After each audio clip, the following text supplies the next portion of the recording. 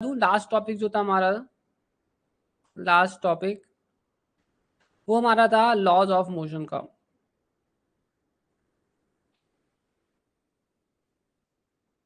ठीक है, laws of motion. आज हम एकदम नए चैप्टर पर एंटर किए हैं और आज का हमारा चैप्टर का नाम है वर्क, पावर और एनर्जी। ठीक है, हाँ वो कंप्लीट हो गया। ठीक है, तो आज का टॉपिक है वर्क, पावर और एनर्जी। बच्चों ये बहुत ही इजी टॉपिक है। 11th और 12th क्लास में आप इस टॉपिक को पढ़ते हैं। बहुत ही इंपॉर्टेंट टॉपिक है नेट के लिए भी, क्योंकि इससे रिलेटेड क्वेश्चंस ढेर सारे आते हैं आपके एग्जाम्स में। तो हम लोग सबसे पहले क्या है, वर्क, एनर्जी और पावर का बेसिक कॉन्सेप्ट पढ़ेंगे और उसके बाद हम जो है आगे चलेंगे। ठीक है, क्वेश्चंस भी करेंगे प्रीवियस ईयर में आए हुए, बट सबसे पहले हम पढ़ेंगे इसका basic concept.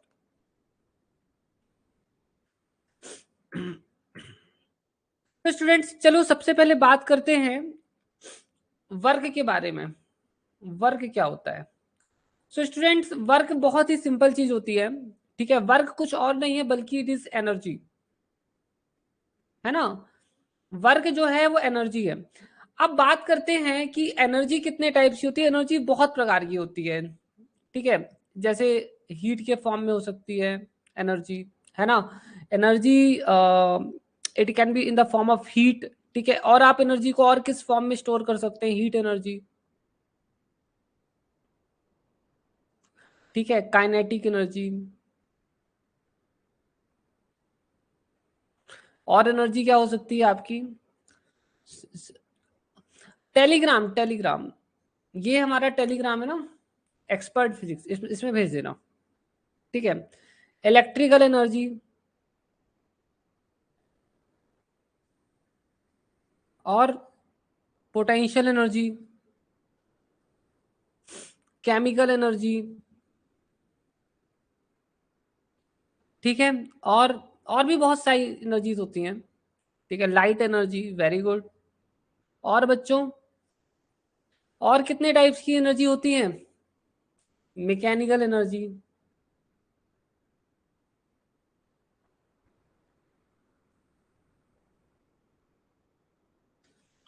Rest mass energy, mass के कारण भी एनर्जी होती है। मास भी एनर्जी के ही रूप में। ठीक है बच्चों, ओके फाइन इनफ। ठीक है, एनर्जी बहुत सारे प्रकार की होती है। अब देखिए बच्चों, वर्क डन जो होता है, अब हम बात करते हैं वर्क डन, है ना। तो अभी हम यहाँ पर बात करेंगे मैकेनिकल वर्क के बारे में। ठीक है, अब let me just come to the point. अब हम बात करेंगे मैकेनिकल वर्क के बारे में कि मैकेनिकल वर्क क्या होता है और इसे डिफाइन कैसे करते हैं। देखिए स्टूडेंट्स, अगर अपने पास कोई भी ऑब्जेक्ट से ये यहाँ पर हॉरिजॉन्टल सरफेस पर रखा हुआ है, और अगर यहाँ पर एक हॉरिजॉन्टल सरफेस पर अगर कोई मास रखा हुआ है, कोई ऑब्जेक्ट रखा हुआ है जिसका से मास है हमें, अगर हम इस पर फोर्स एफ लगाते हैं, अगर हम एफ फोर्स इस ऑब्जेक्ट पर लगाते हैं और अगर ये कितना डिस्टेंस एक्स डिस्टेंस ट्रेवल करता है, so work done equal to होता है एफ इंटू एक्स।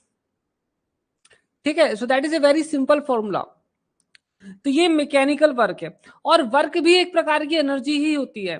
ठीक है, वर्क भी एक प्रकार की एनर्जी होती है। इसकी यूनिट की अगर हम बात करें तो जूल कहती है, इसकी यूनिट्स को क्या कहते हैं? जूल। और एनर्जी की भी यूनिट जूल ही होती है ना। आप कोई भी एनर्जी ले लो, इनमें से कोई भी एनर्जी ले लो, हर प्रकार की एनर्जी की यूनिट एक ही है, वो है जूल।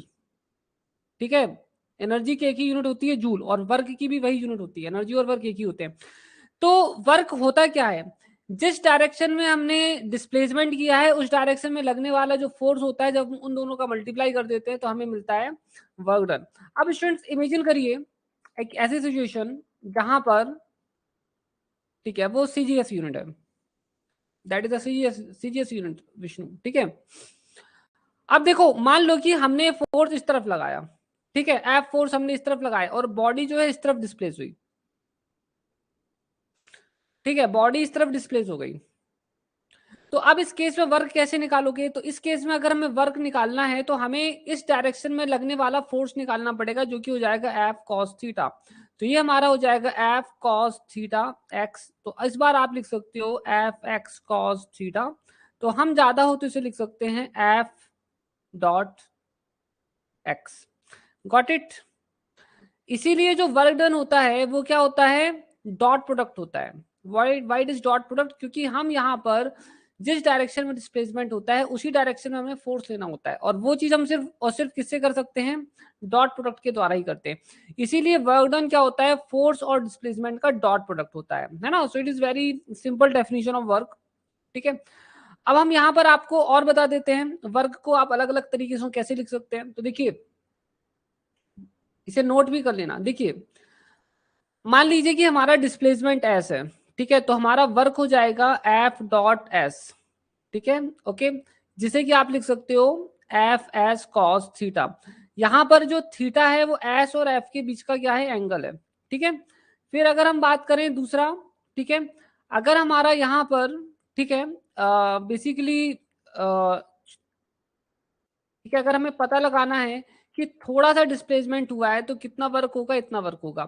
ठीक है, अगर हमें पूरा वर्क पता लगाना है कि कितना होगा तो हम यहाँ इंटीग्रेशन भी कर सकते हैं इसका। ठीक है, इट इज लाइक दिस। तो जहां से भी जहां तक ऑब्जेक्ट जा रहा है वहां उस लिमिट में आप जो है इंटीग्रेशन कर सकते हैं।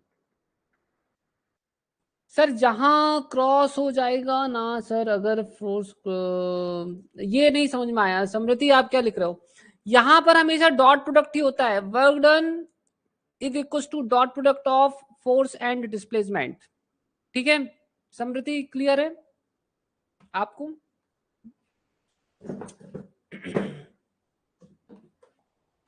Is that clear to you? It is always dot product, it is never cross product. ये कभी भी क्रॉस प्रोडक्ट नहीं होता है। ठीक है, it is never cross product, it is always scalar quantity. Very good. अब स्टूडेंट्स देखो यहाँ पर, जैसे कि मैंने आप लोगों को बताया यहाँ पर कि हमारा जो फोर्स होता है, ठीक है, फोर्स बोल रहा हूँ, वर्क जो होता है, ठीक है, वर्क क्या होता है? दैट इज इक्वल टू होता है एफ डी एक्स, ऐसे भी लिख सकते हो वर्क को। सो ये हो सकता है x1, ये हो सकता है x2। सो आप देख सकते हो this is simply equal to area, है ना। तो अगर आप यहाँ पर एक ग्राफ प्लॉट करते हो पोजीशन और फोर्स के बीच में, ठीक है, तो जितना भी एरिया इस ग्राफ के अंदर आता है, ठीक है, वो एरिया जो है that is equal to work done. ये जो एरिया है that is equal to work done. So area is equal to work done. आप इसे नोट कर लीजिए बच्चों, बहुत इंपॉर्टेंट है। Work done is equal to area under F S graph, F x graph. ठीक है, इस चीज को ध्यान रखना। ठीक है, I hope so that's all clear to you. ठीक है स्टूडेंट्स, जल्दी नोट करें फिर मुझे बताएं, फिर आगे चलते हैं। इसके बाद मैं आपसे कुछ क्वेश्चंस करने वाला हूं। Yes, that is area under the curve, area under the curve, area under the curve. Note कर लो बच्चों जल्दी से, बहुत इंपॉर्टेंट है। अब एक क्वेश्चन मैं आपसे पूछने वाला हूं। ठीक है बच्चों, अब मेरा एक प्रश्न है आप लोगों से, मतलब मेरा एक क्वेश्चन है, एकदम सिंपल सा क्वेश्चन है। आप मुझे एक ऐसा एग्जाम्पल बताइए, गिव मी एन एग्जाम्पल, मुझे एक ऐसा एग्जाम्पल बताइए वेयर, एक ऐसा एग्जाम्पल बताइए where work done is negative. ऐसा एग्जाम्पल बताओ जहां वर्क डन नेगेटिव हो। ठीक है, बताइए एक ऐसा एग्जाम्पल बताइए जहां वर्क डन नेगेटिव हो।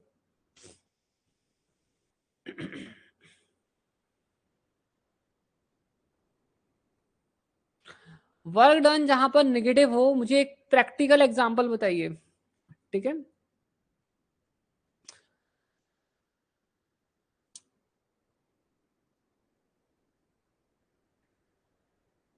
गैस कंप्रेशन, और कोई अच्छा एग्जाम्पल ट्विंकल? या good example, very good example Joshree. Twinkle में एक्चुअली मैं जोश्री जैसा कुछ एग्जाम्पल चाहता था।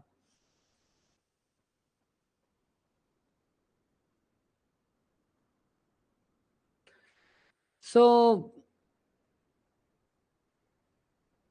ठीक है, चलो मैं एक्सप्लेन करता हूँ। चलो मैं आपको बताता हूँ सर, जब ऊपर से नीचे आप लोग आंसर्स दे रहे हैं, अच्छे आंसर्स दे रहे हैं, बट अपन को एकदम क्लियर कट आंसर चाहिए। ठीक है, तो यहाँ देखो अब, सो देखिए यहाँ पर ये अपना हॉरिजॉन्टल सरफेस हो गया और ये हो गया ऑब्जेक्ट। ठीक है, and here is the object, अपना ऑब्जेक्ट हो गया। अब देखिए स्टूडेंट्स, यहां पर हमने बुला लिया हमारे बिल्लू को वजन उठाने के लिए।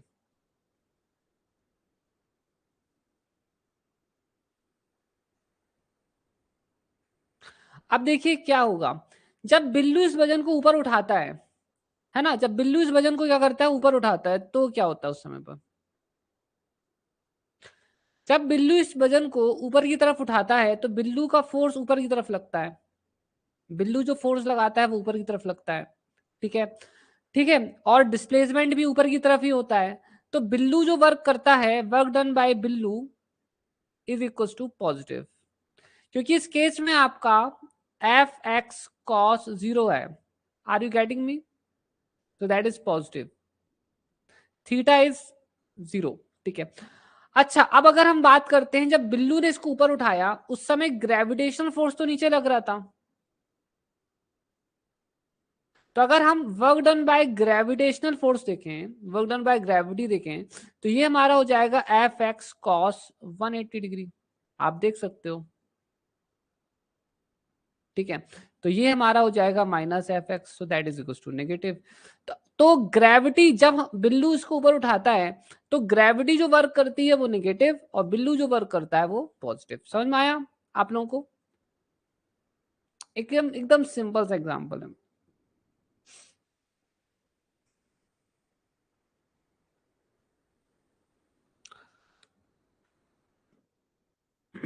ठीक है,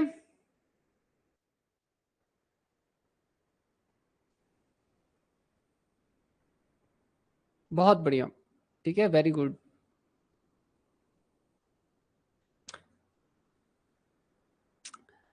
कोई एक ऐसा एग्जांपल बताओ जहां पर वर्क डन नेगेटिव जीरो हो, कोई ऐसा एग्जांपल बताओ जहां वर्क डन जीरो हो। सर ऑन ए सिस्टम पर वर्किंग किया जाता है तो नेगेटिव। देखो विष्णु, बहुत ही सिंपल कॉन्सेप्ट है, अगर एंगल 180 डिग्री बनता है तो ठीक है देन इट इज नेगेटिव, और अगर एंगल जीरो होता है सो इट इज पॉजिटिव। ठीक है, जहां पर वर्क डन, हाँ वेरी गुड एग्जांपल समृति। और बच्चे और कोई बता सकता है?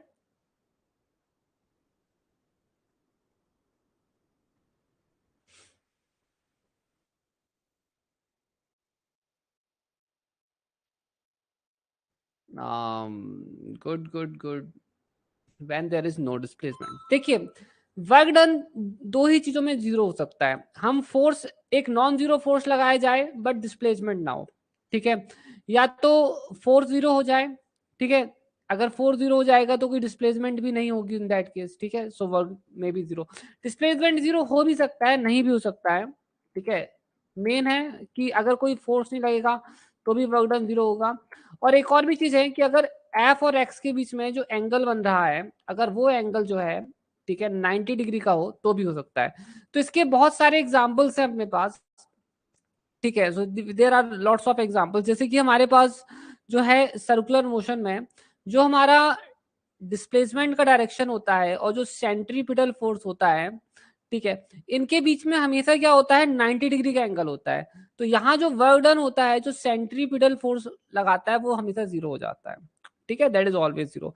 और एग्जांपल्स यहाँ पर क्या है, जैसे कि अगर एक बस खड़ी हुई है, ठीक है, इफ देयर इज अ बस विच इज स्टैंडिंग, अगर बस रेस्ट पर ही खड़ी हुई है तो कोई वर्क नहीं हो रहा है ना, मतलब अगर स्टैंडिंग ही है, रेस्ट पर ही है, तो इसमें ऑल दो एम जी फोर्स अगर नीचे लग भी रहा है बट डिस्प्लेसमेंट तो जीरो है। तो फिर ठीक है, अगर ये यहाँ पर बस खड़ी हुई है तो कोई भी वर्क डन नहीं हो रहा है, so work done is equal to zero. ठीक है, एक और एग्जांपल, जैसे कि कोई इंसान यहाँ पर वॉल को पुश कर रहा है बट वॉल तो आगे नहीं जा रही है, तो एक्स इक्वल टू जीरो है ना, तो work done equal to zero.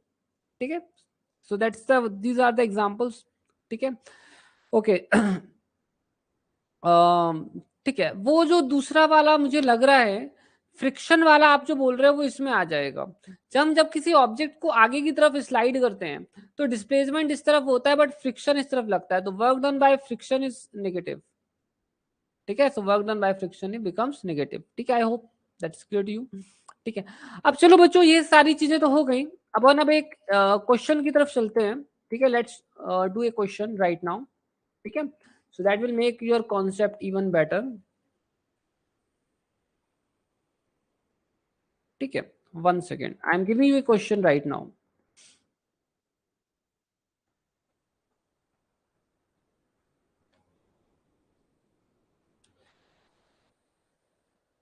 Class का पीडीएफ आप लोगों को मिल जाएगा स्टूडेंट्स. ठीक है, you will get the PDF of the class. ठीक है, इन द कोर्स इटसेल्फ. सभी बच्चों को मालूम है कोर्स के अंदर ही पीडीएफ मिल जाता है. ठीक है, अगर आप नोट नहीं भी कर पाते कोई चीज तो डोंट वरी. सो इस क्वेश्चन में बोला है work done by the block by the applied force and its weight. तो आपको ना यहाँ पर जो वर्क डन है वो mg के द्वारा निकालना है. Work done bye mg. ठीक है, मैं यहाँ पर कुछ ऑप्शंस लिख रहा हूँ. Option A, option B, option C and option D. है ना, आप देखते हैं आप लोगों के आंसर्स क्या आते हैं.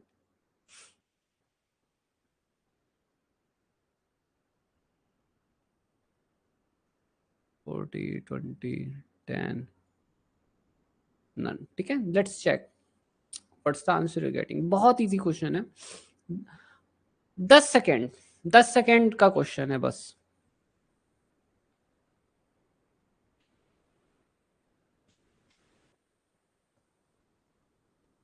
आराम से कर लीजिए. ठीक है, टाइम है आपके पास 1 से 2 मिनट का. हालांकि 10 सेकेंड का क्वेश्चन है.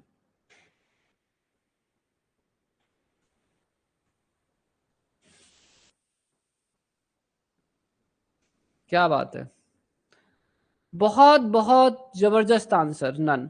दरअसल वर्क डन नेगेटिव होगा और यहाँ पर कोई भी नेगेटिव नहीं है, है ना, इसलिए इसका राइट आंसर है नन. तो अगर आप सॉल्व करेंगे तो आंसर क्या आएगा मैं बताता हूँ. जैसे इन्होंने 40 न्यूटन का फोर्स ऊपर की तरफ लगाया था. ठीक है, तो मास है 2 kg, है ना. तो नीचे की तरफ कितना लग रहा है, नीचे की तरफ लग रहा है 2g. ऊपर की तरफ कितने ऊपर जा रहा है ये, 2 मीटर्स ऊपर जा रहा है. तो देखो अगर हम बात करें mg कितना फोर्स लगाएगा तो force due to gravity into displacement. ठीक है, and cos 180 degree, so -2g × 2. ठीक है, so that is equal to हो जाएगा -2 × 10 × 2, दैट इज इक्वल टू हो जाएगा -40. ठीक है, सो आंसर इज -40. और अगर हम देखें कि अप्लाइड फोर्स कितना वर्क कर रहा है, सो अप्लाइड फोर्स के द्वारा किया गया वर्क जो होगा +40 हो जाएगा. So I think that it's quite simple, है ना, तो कहीं से भी कठिन नहीं था. बट अब मैं एक क्वेश्चन दे रहा हूँ जो हो सकता है कि थोड़ा सा कठिन लग सकता है आप लोगों के लिए. ठीक है, तो ये क्वेश्चन आ रहा है, इसे करना है अभी आप लोगों को. आज हमारा वर्क पावर और एनर्जी खत्म हो जाएगा. ठीक है, we will finish this chapter by today only.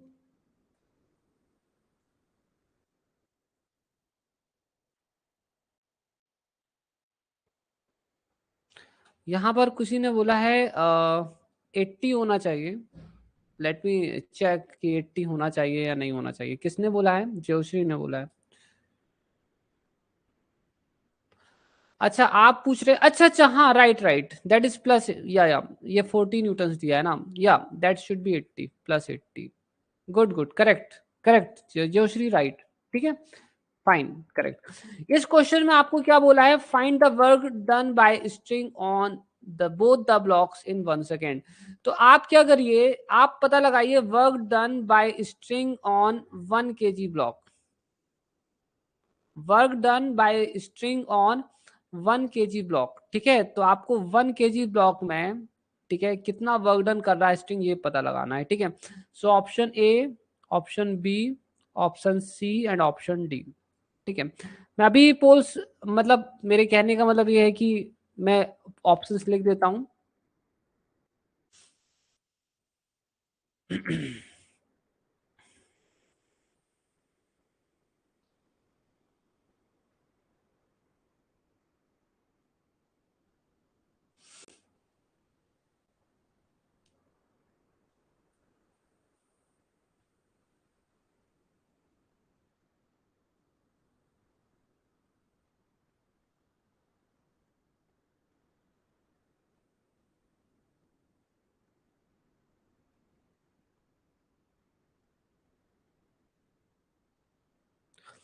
अब देखना है कि आप लोगों के आंसर्स क्या आते हैं, क्योंकि अभी तक तो सीधे सीधे क्वेश्चन हो रहे थे, है ना. अब थोड़ा सा क्वेश्चन को टेढ़ा मेढ़ा कर दिया गया है.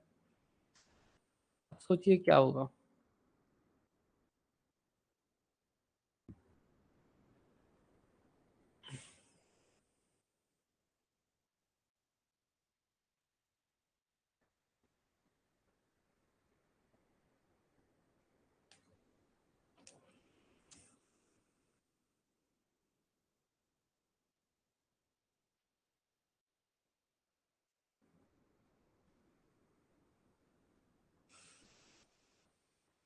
आज की क्लास 5 मिनट थोड़ा लेट थी, तो 5 मिनट ज्यादा पढ़ाएंगे, ठीक है।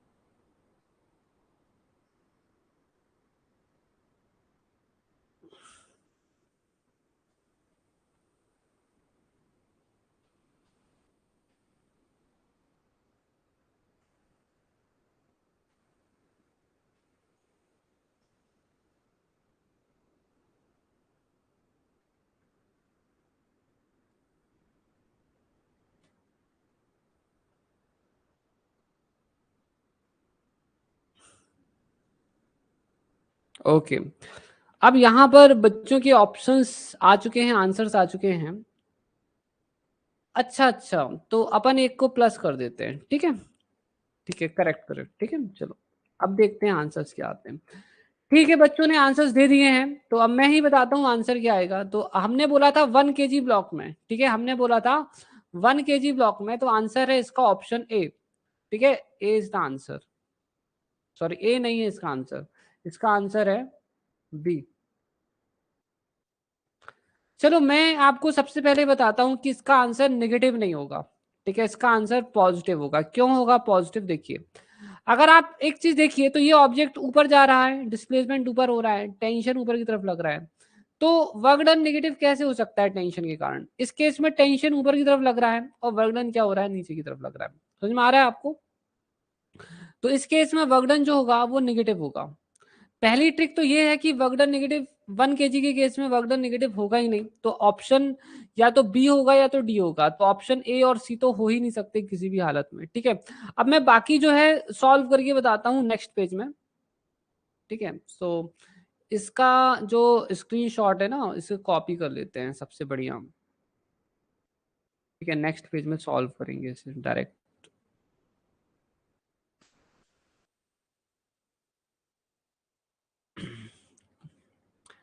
ये कॉपी पेस्ट करने वाला सिस्टम तो बड़ा ही जबरदस्त है, ये फीचर जो है ना बहुत हेल्पफुल फीचर है।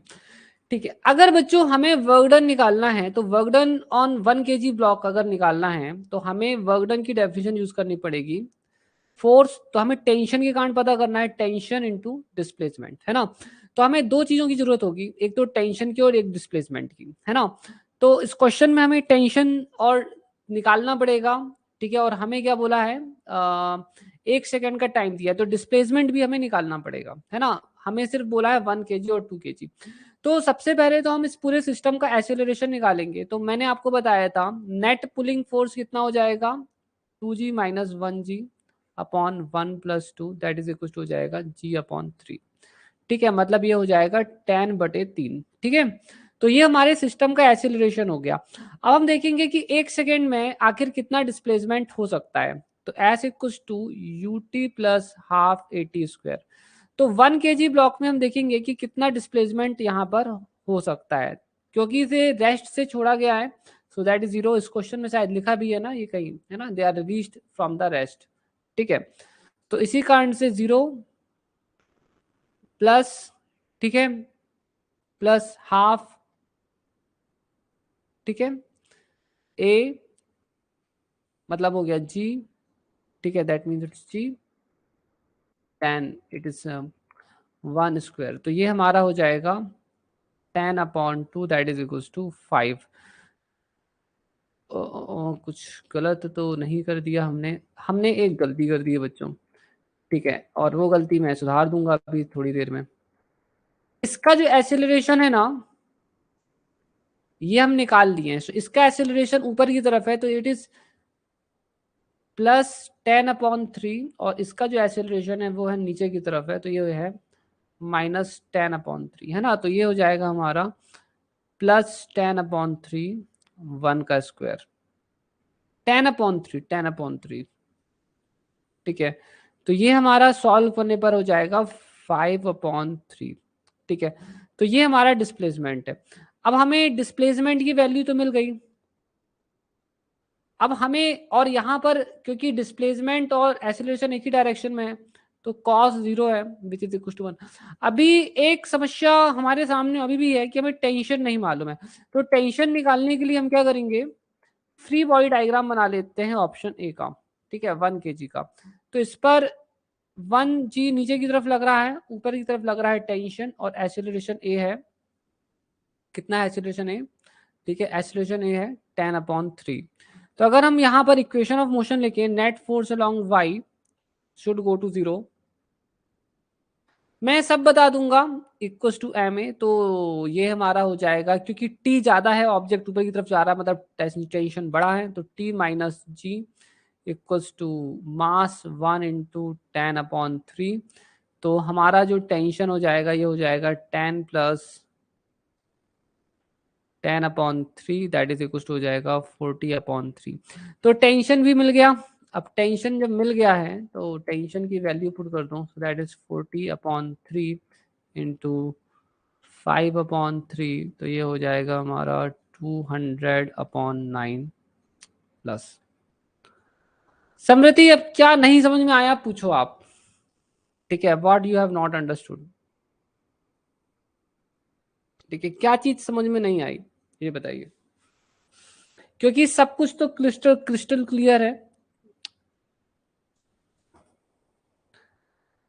आप इसको पूछ रहे हो जीरो कैसे आया, इस दिस केस हैंड रेस कर सकते हो, एंगल जीरो कैसे हुआ, अच्छा अच्छा एंगल जीरो कैसे हुआ, देखो ऐसे हुआ, देखो यहां पर थोड़ा ये ऊपर की तरफ जा रहा है ना, टेंशन इसको ऊपर की तरफ खींच रहा है, टेंशन यहाँ भी ऊपर की तरफ लग रहा है, डिस्प्लेसमेंट यहाँ पर ऊपर की तरफ हो रहा है एक्स, तो इन दोनों के बीच में जो एंगल है वो जीरो हो गया, ठीक है, जबकि यहाँ पर डिस्प्लेसमेंट नीचे की तरफ हो रहा है। अभी देखो अब आया समझ में, इसमें 180 डिग्री होगा और इसमें जीरो होगा। हाँ मैं एक्सेप्ट कर लेता हूँ हैंड रेस, ठीक है बच्चों 1 सेकेंड, ठीक है जल्दी हैंड रेस करो।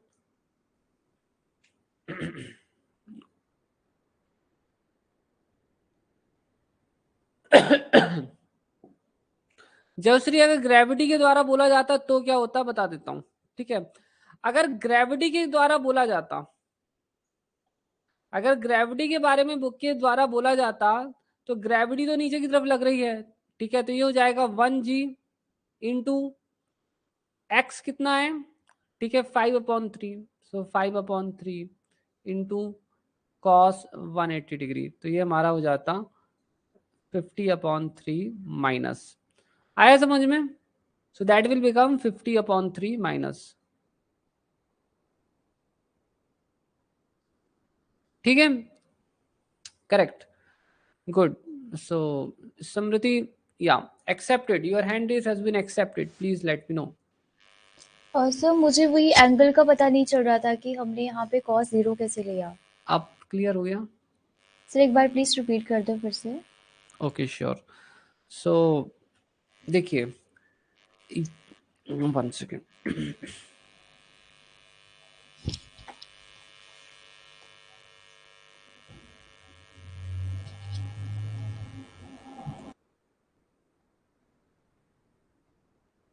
ओके फाइन, देखिए इसमें इसका वजन इसका वजन 1 kg है, तो ये इस पर जी फोर्स नीचे लग रहा है, इसमें 2g फोर्स नीचे लग रहा है ना, फोर्स इक्वल टू क्या होता है mg होता है, ठीक एम है, जी यस सर। तो ये सिस्टम इस तरफ जाएगा ना, है ना, ये ऐसे ही जी घूमेगा सर। राइट, अगर ये यस सर। ऐसे घूम रहा है तो इसका मतलब ये है कि इस पर ऊपर लगने वाला टेंशन बड़ा है और इसमें नीचे लगने वाला जो 1g है वो छोटा है, ठीक है क्लियर। अच्छा अब डिस्प्लेसमेंट किस तरफ होगा, अब डिस्प्लेसमेंट तो ऊपर की तरफ ही होगा, है ना, यस इसमें सर। डिस्प्लेसमेंट ऊपर की तरफ होगा और इसमें डिस्प्लेसमेंट नीचे की तरफ होगा, ठीक है। अब ये देखो अगर हम यहाँ पर टेंशन टी को देखें और डिस्प्लेसमेंट को देखें तो ये एक ही डायरेक्शन में हो रहा है, so angle is equal to 0। और अगर हम यहाँ देखें तो यहाँ पर टेंशन ऊपर है, डिस्प्लेसमेंट नीचे की तरफ हो रहा है, तो इनके बीच में जो एंगल है वो कितना हो गया, यहाँ पे 180। 180। हाँ, अब देखो एक और दूसरी चीज बताता हूँ। अब जैसे कि हम अगर ग्रेविटी के बारे में सोचते हैं, ठीक है, तो ग्रेविटी तो नीचे की तरफ लग रही है, तो ग्रेविटेशन फोर्स नीचे की तरफ लगा और डिस्प्लेसमेंट हुआ ऊपर की तरफ, तो इस केस में जो एंगल होगा 180 डिग्री, ठीक है 180 डिग्री। है ना। और इस यस केस सर। में ग्रेविटी नीचे की तरफ लग रही है, सो 2g नीचे की तरफ लग रहा है, डिस्प्लेसमेंट जो है वो भी नीचे की तरफ हो रहा है, तो इस केस में जो एंगल हो गया 0 हो गया, ठीक है। तो आप समझ गए ना कि yes tension, sir. Tension case में क्या होता है। मैं एक बार टेंशन के लिए फिर से यहाँ लिख देता हूँ, टेंशन यहाँ ऊपर की तरफ लग रहा है, यहाँ पर टेंशन ऊपर की तरफ लग रहा है, ठीक है। तो इस केस में डिस्प्लेसमेंट ऊपर की तरफ हुआ है, डिस्प्लेसमेंट नीचे की तरफ हुआ है, ठीक है। सो यहाँ पर थीटा 0 और यहाँ पर जो थीटा है 180 डिग्री, ठीक है। अब तो मेरे को लगता है क्लियर हो गया होगा, है ना। जी सर, क्लियर हो गया। Very thank you good. Sir. हाँ या वेरी गुड, बहुत अच्छा क्वेश्चन था वैसे आपका। अब अपन लोग आगे चलेंगे students. So next question is, that means next topic is, ठीक है, work done by variable force. हम यहाँ देख लेते हैं वर्क डन पर अपने पास कोई क्वेश्चन हो प्रीवियस ईयर का तो अभी करा देते हैं, ठीक है। So work done, I am just checking work related question. Yes yes Vishnu.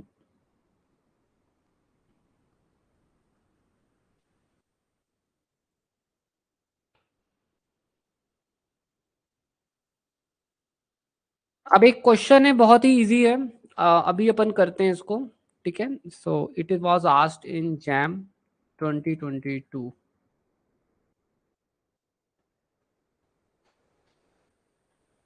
IIT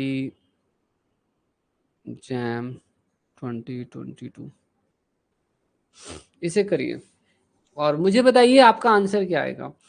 work done in moving A charge in an electric field from this point two this point, ठीक है।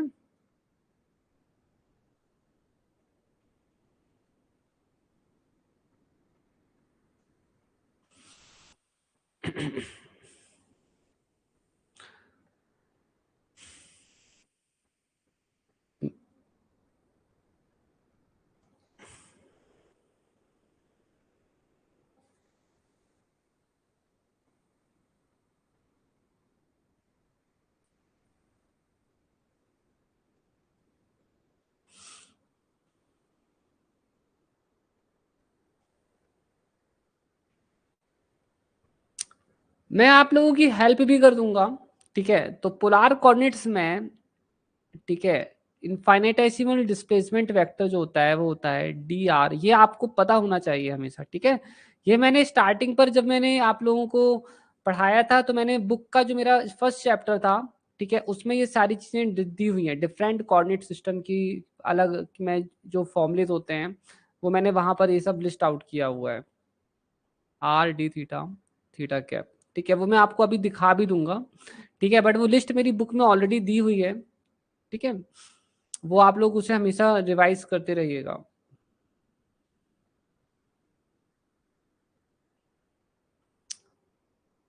ठीक है, ये मैंने आपको बता दिया, ठीक है। I hope so that will help you now.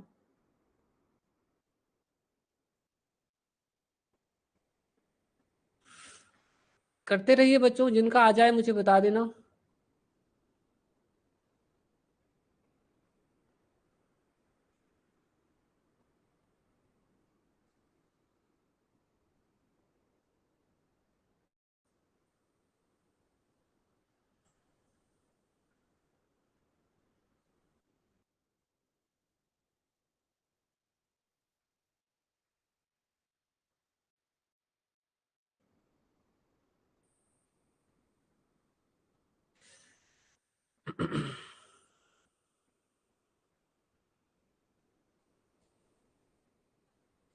Students, यहाँ पर मैं आप लोगों को रिमाइंड कराना चाहता हूँ कि जो मेरी बुक है chapter 2 motion in one dimension, जब मैंने पढ़ाया था आप लोगों को, तो उस समय पर मैंने आपको एक लिस्ट बोली थी याद रखने के लिए, एक लिस्ट दी हुई थी। मैं दिखा देता हूँ वो लिस्ट कहाँ पर है। वो लिस्ट ये है, different types of 2D and 3D coordinate system. तो मैंने बताया था अलग अलग, जैसे कार्टेशियन कोऑर्डिनेट सिस्टम में मैं ये फॉर्मूले से याद रखना है, display position vector, velocity, acceleration, polar coordinates में याद रखना है, सिलेंड्रिकल में याद रखना है वेलोसिटी क्या होती है, स्फेरिकल कोऑर्डिनेट्स में याद रखना है, ठीक है।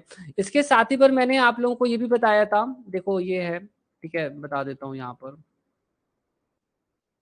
1 सेकेंड। ये देखिए पोलार कोऑर्डिनेट्स के भी मैंने फॉर्मूलेस आप लोगों को सारे दिए हुए हैं कि इसमें हम पोजीशन वेक्टर कैसे लिखते हैं, ठीक है, हाउ वी राइट इट, कैसे हम यहाँ पर आर थीटा और एक्स और वाई को रिलेट करते हैं, ठीक है, कैसे पोजीशन वेक्टर को और अच्छे से लिखा जा सकता है, यूनिट वेक्टर्स क्या होते हैं, इंटर कन्वर्जन, ठीक है, वेलोसिटी वेक्टर आप यहाँ देख सकते हो, एक्सेलरेशन वेक्टर, और ये है इनफाइनाइटेसिमल डिस्प्लेसमेंट जिसका यूज हमने अभी आपको बताया है, ठीक है। तो स्टार्टिंग से मैं पढ़ा रहा हूँ, आप अच्छी तरह से पढ़ रहे हैं अगर, तो आपको कहीं कोई प्रॉब्लम नहीं होने वाली है, ठीक है। हाँ, अब मैं आपको क्वेश्चन वापस से शो कर देता हूँ, ठीक है। ये मैंने आपको इसलिए रिमाइंड किया कि अगर कोई ऐसे स्टूडेंट्स हैं जिन्होंने स्टार्टिंग के चैप्टर्स और पीडीएफ अच्छे से नहीं पढ़े हैं, तो प्लीज अच्छे से पढ़ो, ठीक है, क्योंकि बेसिक जो है वो मैं स्टार्टिंग में ही पढ़ा चुका हूँ। आपके पास 1 मिनट का टाइम और है आंसर निकालने के लिए, फिर मैं आपको सॉल्व करके बताऊंगा इसका आंसर क्या आएगा।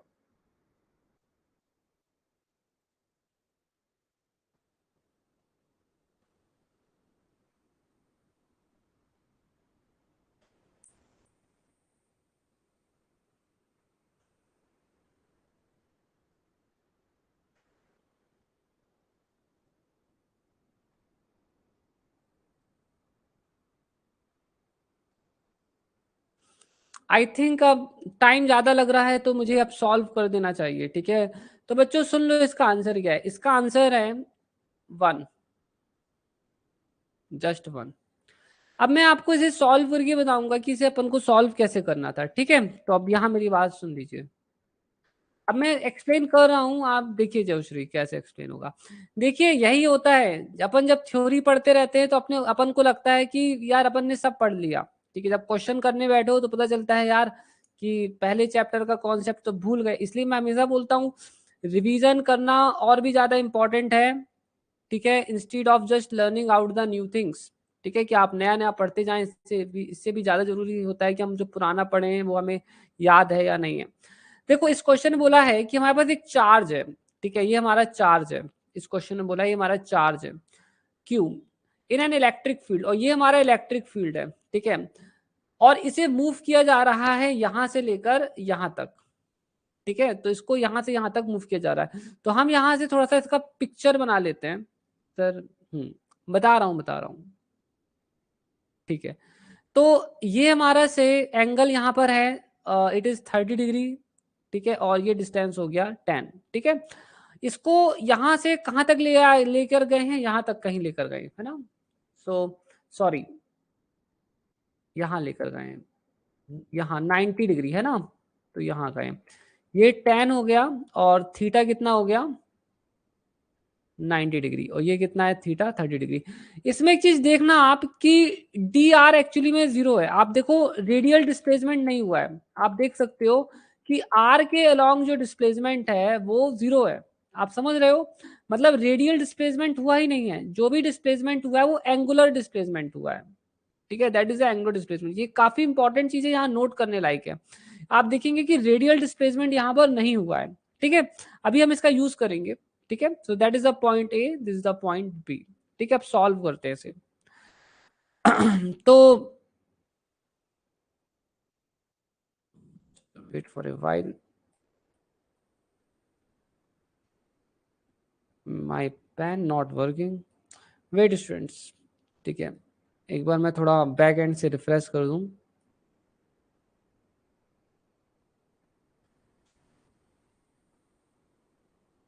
मैं थोड़ा रिफ्रेश कर रहा हूँ, मेरा पेन हैंग हो गया है।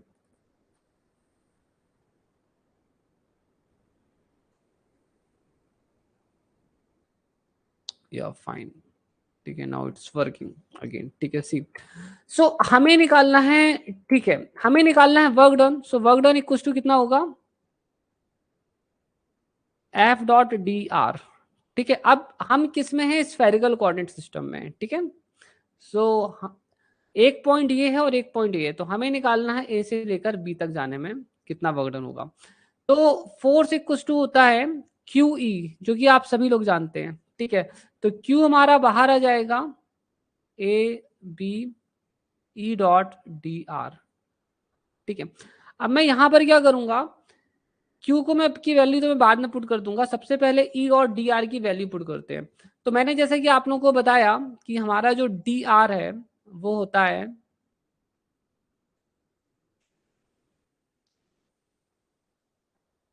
दैट इज इक्वल टू होता है d r r cap plus r d theta theta cap, ठीक है। तो अब हम यहाँ क्या करेंगे, इसकी वैल्यू यहाँ प्लग करेंगे। तो हमको बेसिकली इसका और इसका डॉट प्रोडक्ट करना पड़ेगा, तो डॉट प्रोडक्ट डायरेक्टली कर देते हैं।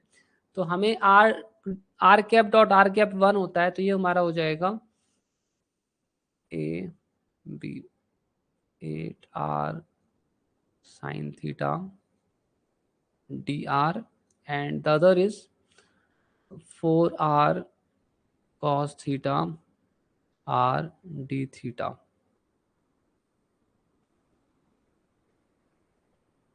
ठीक है। सो देख लें कोई मिस्टेक अपने हाथ तो नहीं दिख रही अभी, यहाँ कोई मिस्टेक नहीं है, ठीक है। I don't see any mistake right now. Okay, so we can now proceed further. So अब क्या करें, यहाँ पर इस इंटीग्रेशन को सॉल्व करना है। सो अब स्टूडेंट्स देखो, ये वाला जो फैक्टर है ना, this will just go to zero. ये वाला फैक्टर एग्जिस्ट नहीं करेगा, इनफैक्ट ये पूरा टर्म जीरो हो जाएगा, ठीक है। क्योंकि डी आर हुआ ही नहीं यहाँ पर, रेडियल में रेडियल कोऑर्डिनेट चेंज हुआ ही नहीं है ना।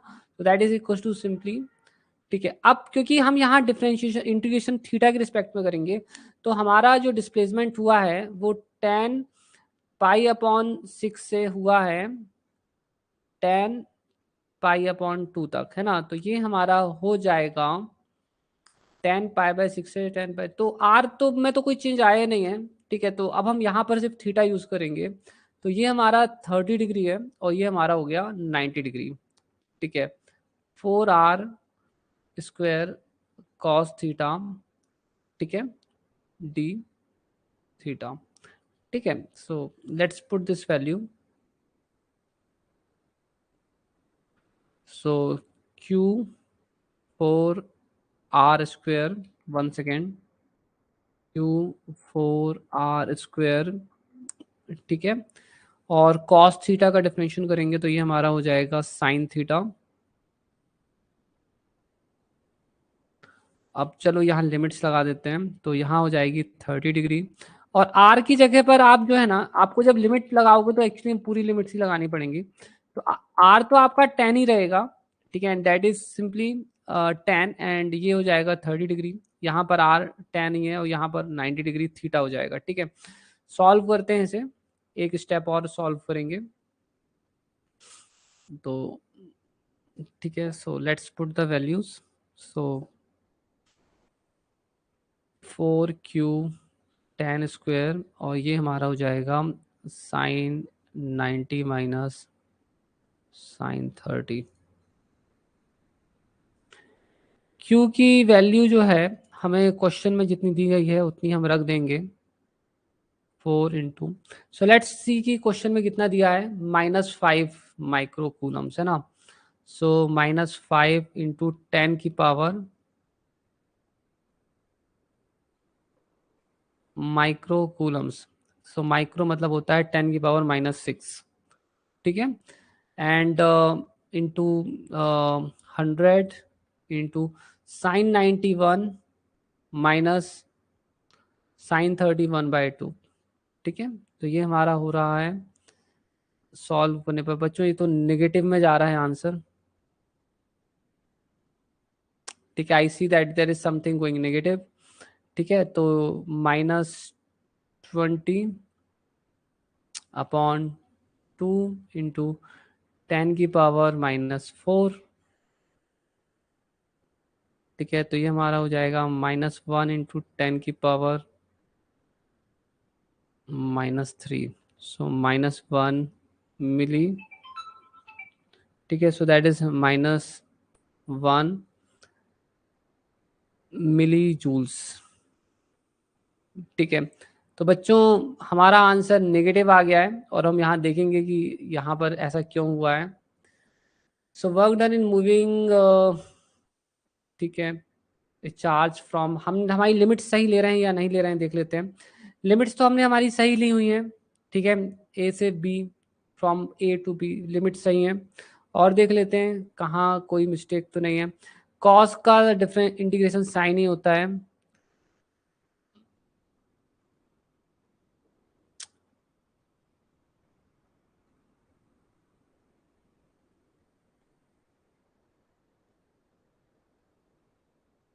शायद विष्णु, मेरे को लग रहा है मैंने कहीं मेरी मिस्टेक कहीं पर भी नहीं है, ठीक है, शायद इस क्वेश्चन में ही मिस्टेक होगी या तो फिर, ठीक है, क्योंकि मुझे कहीं भी मिस्टेक नहीं दिख रही है। कॉस थीटा का साइन थीटा साइन 91, ठीक है, कहीं कोई मिस्टेक नहीं दिख रही है।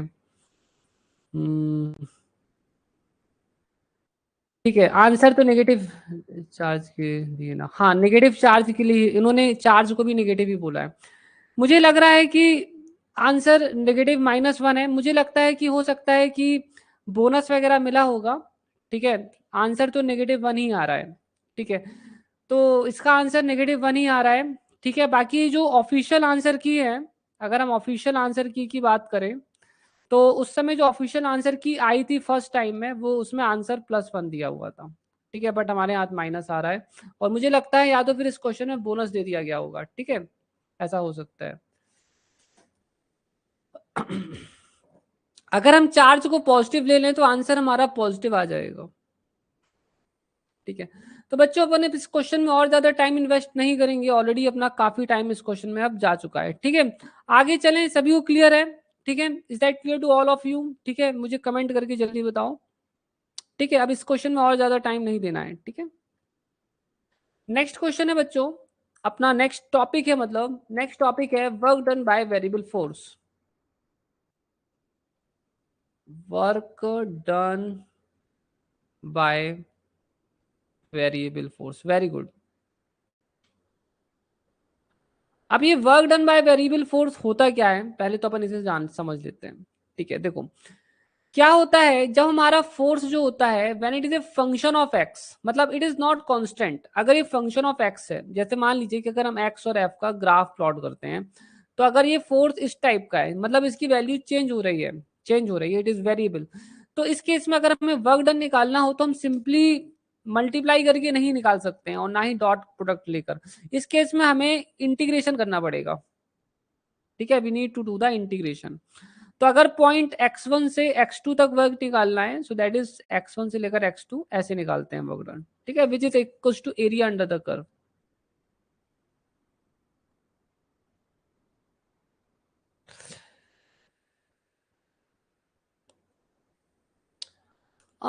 हम लोग तो वैसे उस तरह से नहीं निकाल रहे ना, हम लोग तो फोर्स निकाल कर निकाल रहे हैं। वर्क डन आप कैसे निकाल रहे हो, e negative e dot d r, नहीं नहीं, आपको मैं ज्योश्री बता दूं, आप शायद कंफ्यूज हो गए हैं। फोर्स इक्वल्स टू होता है, ठीक है, -du/dy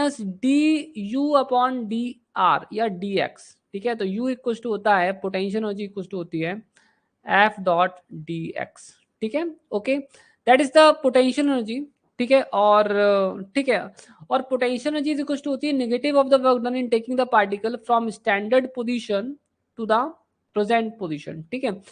वहीं पर अगर हम इलेक्ट्रिक फील्ड देखें तो इलेक्ट्रिक फील्ड इक्वल्स टू होता है -del v/del r, जिससे हमें मिलता है पोटेंशियल इक्वल्स टू -E.dr। तो आप इन इक्वेशंस में कंफ्यूज हो गए हैं, these are something which is different. हम यहाँ से वर्क डन निकाल रहे हैं, ठीक है, हमें यहाँ पोटेंशियल एनर्जी नहीं निकालनी है और ना ही हमें हमें यहाँ पोटेंशियल निकालना है, हमें यहाँ वर्क डन निकालना है, जिसका डायरेक्ट फॉर्मूला यही है, ठीक है, ओके। अब मैं अपने वापस पॉइंट पर जाता हूं, तो बच्चों से लिख लो थोड़ा, please write write this thing, work done by variable force, please note it.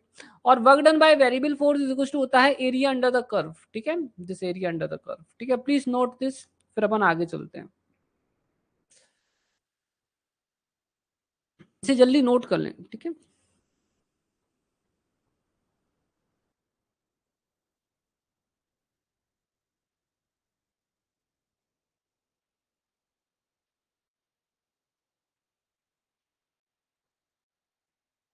Very good. अब देखो इसका मैं एक एग्जांपल लेता हूँ, ठीक है, आप लोगों ने नोट कर लिया है, वेरी गुड। अपन अब इसके एक एग्जांपल पर बात कर लेते हैं। इसका एग्जांपल क्या है, देखिए हम सभी लोग जानते हैं कि जो स्प्रिंग होती है, ठीक है, मान लीजिए कि x इक्वल्स टू 0 पर रखी हुई है, हमने इसे स्ट्रेच कर दिया और आगे तक खींच दिया, ठीक है, तो हमने कुछ डिस्प्लेसमेंट दिया, ठीक है, तो इस पर जो फोर्स लगता है वो रिस्टोरिंग फोर्स जो होता है वो होता है -kx, ठीक है। अब अगर हमें ये पता लगाना है कि जब स्प्रिंग स्ट्रेच होती है तो उस अपने अंदर वो एक पोटेंशियल एनर्जी स्टोर कर लेती है, तो वो पोटेंशियल एनर्जी कितनी है, तो वो पोटेंशियल एनर्जी हम यहाँ पर पता लगा सकते हैं। एक्चुअली में होता ये है कि जो वर्क हम करते हैं इसको स्ट्रेच करने के लिए, वही वर्क एक्चुअली में पोटेंशियल एनर्जी के फॉर्म में स्टोर हो जाता है। That work get stored in the form of the potential energy. So potential energy का एक फॉर्मूला है, वो मैं आपको बता देता हूँ। पोटेंशियल एनर्जी का एक फॉर्मूला होता है, वो होता है negative of the work done in taking the particle from standard position, so that is dr, ठीक है, dr in taking the particle from standard position. तो स्टैंडर्ड पोजीशन क्या है, अलग अलग सिस्टम्स के लिए अलग अलग होती है। From taking the particle from standard position to the present position.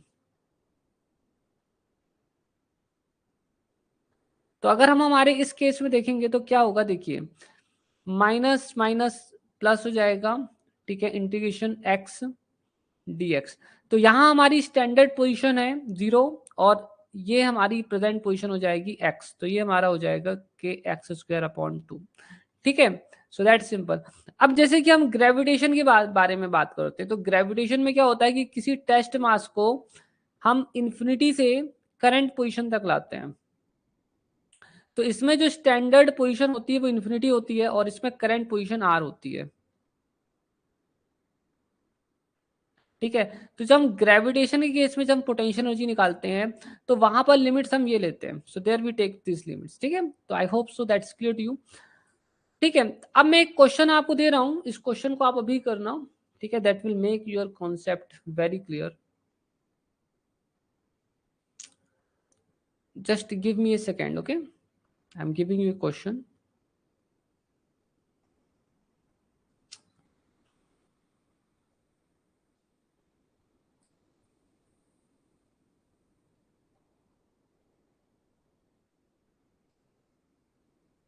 Load कर रहा हूं बच्चों में क्वेश्चन को, जब तक आप चाहें तो ये चीजें नोट कर लें जो मैंने आपको बताया है।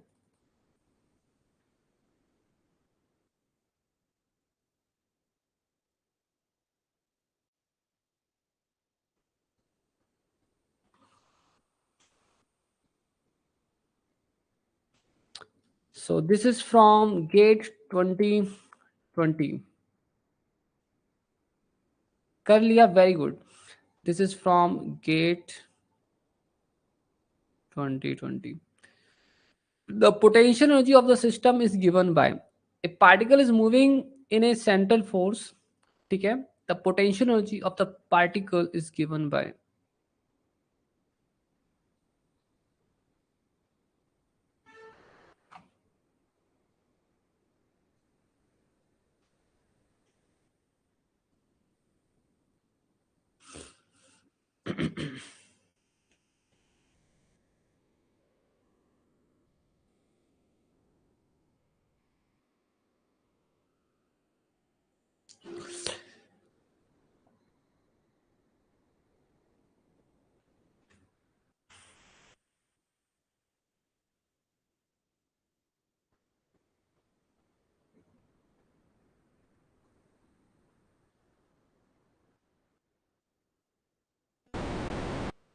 क्वेश्चन बहुत इजी है स्टूडेंट्स, आसानी से कर सकते हैं आप लोग।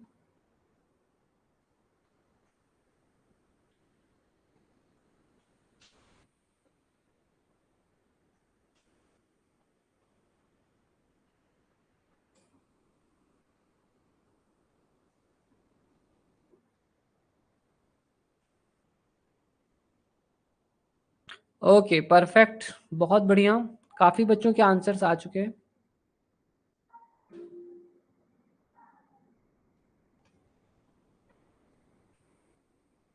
ठीक है, अब मेरा मेरा टाइम आ गया है बताने का। देखिए इसका राइट आंसर है ऑप्शन डी, ठीक है, that is the right answer. It's very easy. जो ग्रेडियंट होता है, आपको यहाँ पर क्या बोला है, पोटेंशियल एनर्जी निकालना है। तो मैंने आपको बताया जो पोटेंशियल एनर्जी होती है, तो बच्चों देखो, अगर हमारा फोर्स कंजर्वेटिव होता है ना, तभी आप ये फॉर्मूला यूज कर सकते हो, then only you can use this formula. ठीक है, देन ओनली यू कैन, उल्टा लिख दिया बच्चों, ठीक है, so then only you can use this formula. This holds only for the conservative forces, है ना, this holds only and only for the conservative forces, ठीक है, not for all, they hold only and only for the conservative forces. So let me just tell you how this happens, ठीक है। तो यहाँ पर हमारा फोर्स हो जाएगा माइनस, सो इसको हमें लिखना है ना, सो इट इज लाइक दिस, और इसी को अगर हम रिवर्ट करके लिखेंगे तो ये हमारा हो जाएगा u इक्वल्स टू, जैसे कि मैं आपको ऑलरेडी फॉर्मूला ही बता चुका हूँ, ठीक है, it is like this. So force हमें ऑलरेडी दिया हुआ है, हम यहाँ पर डायरेक्टली वैल्यूज पुट कर देंगे। So force, let's put the value of the force. तो फोर्स हमारा है माइनस के अपॉन आर क्यूब, ठीक है, दैट इज डी आर, ठीक है, ये हो जाएगा प्लस के, और ये हो जाएगा हमारा are -3 + 1 upon -3 + 1, okay, so it will become k upon -2 1 upon r square, so -k/2r²। इसे चेक कर लेते हैं कि इतना आंसर आ रहा है कि नहीं आ रहा है। तो आंसर तो आ गया है और हमारा ये ऑप्शन बिल्कुल सही है, ठीक है। अब चलिए बच्चों नेक्स्ट क्वेश्चन पर चलते हैं। ये क्वेश्चन तो सही में बहुत इजी क्वेश्चन था, ठीक है। नेक्स्ट क्वेश्चन अब दे रहा हूं मैं आपको, इसे करो।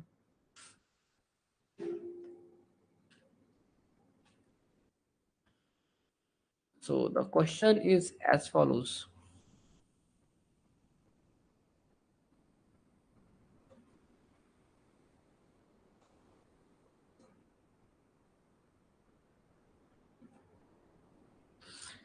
A force F acts on a particle in the x direction, where F is in Newton and x is in meters or x meters में। Find the work done by this force during the displacement from x equals to 1 meter to x equals to 2 meters.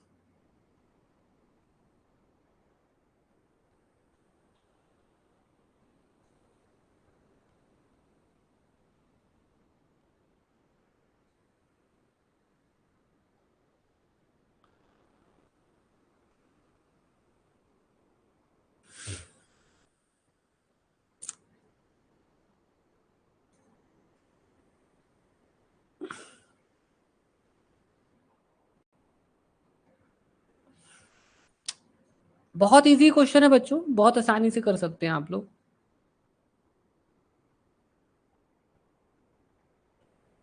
Formula याद करिए, work done by variable force का, जो मैंने अभी आपको बताया था।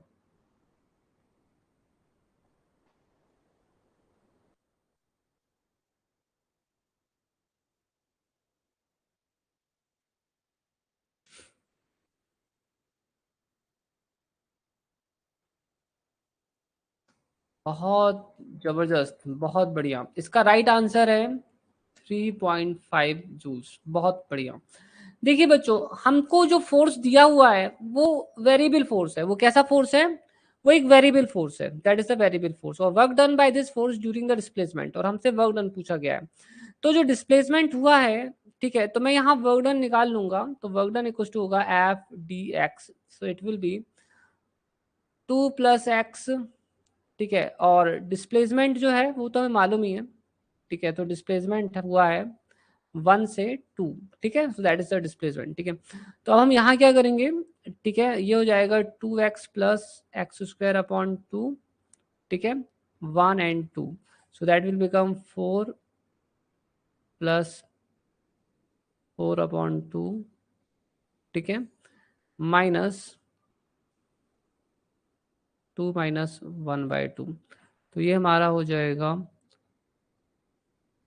12/2 - 3/2। तो ये हमारा हो जाएगा, स्टूडेंट्स मेरा आंसर लगता है कहीं गलत ना आ जाए, ठीक है। तो 3.5 लग नहीं रहा है कि आएगा, ठीक है। So I am again trying, ठीक है। सो इट इज 9/2 आ रहा है। So I did a mistake I think so somewhere.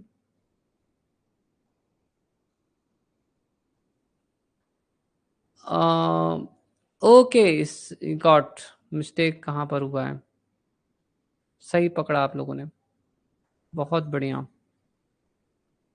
So that is हो जाएगा हमारा 5। Now it will definitely come to be 7/2। Very good students, बहुत बढ़िया। अब चलो आगे चलते हैं, ठीक है। So let's proceed further. अब हम थोड़ा सा ग्राफ से रिलेटेड बातें करेंगे कि वर्क डन कब नेगेटिव होता है and when it is positive, ठीक है। सो ग्राफ्स, तो मैं आपसे कुछ क्वेश्चंस पूछने वाला हूं और आपको इन क्वेश्चंस का मुझे सही सही आंसर्स देने हैं, बाकी तो मैं समझाऊंगा ही आपको, ठीक है। रिमेनिंग चीजें तो मैं आपको बताऊंगा ही। ये देखो, देखो ये हमारा हो गया एक्स और ये हमारा क्या हो गया एफ, ठीक है। ओके, अब यहां देखिए, तो मान लीजिए कि हमारा जो फोर्स है वो कुछ इस टाइप का है, हमारा जो पार्टिकल है वो उस डायरेक्शन में जा रहा है, our particle is going in this direction, और उस पर जो फोर्स लग रहा है, उस पार्टिकल पर जो फोर्स लग रहा है उसका नेचर हमने यहाँ पर बता दिया। अब आपको ये बताना है कि इतने रीजन में वर्क डन पॉजिटिव है या नेगेटिव है। यहाँ पर जो वर्क डन किया गया है वो पॉजिटिव है या नेगेटिव होगा, ये बताना है। इज इट पॉजिटिव और इज इट नेगेटिव। रीजन 1 में इतने हिस्से में जो वर्क डन है वो पॉजिटिव होगा या नेगेटिव होगा। बहुत बढ़िया स्टूडेंट्स, आप लोगों ने बिल्कुल सही आंसर दिया है। यहाँ पर जो वर्क डन है वो पॉजिटिव ही होगा, ठीक है। और मैं उसका रीजन भी बता देता हूँ क्यों।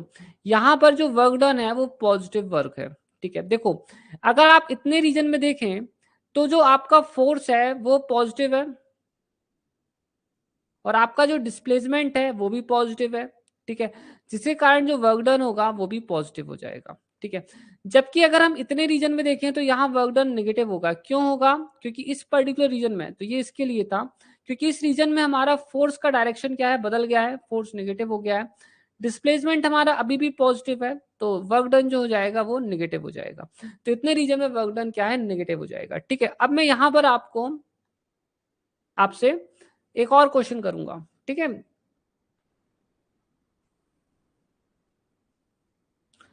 सपोज दैट कि पार्टिकल जो है आगे जा रहा है, इस तरफ जा रहा है, तो ध्यान से देखिए, पार्टिकल जिसका मास m है वो इस तरफ जा रहा है, ठीक है।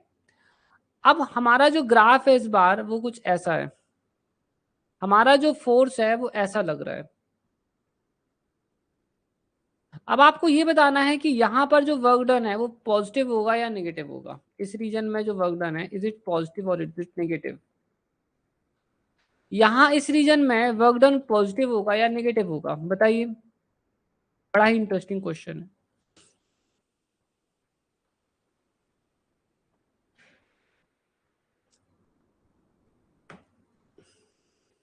बहुत सही आंसर, नेगेटिव, है ना। यहाँ पर फोर्स नेगेटिव है और डिस्प्लेसमेंट पॉजिटिव है ना।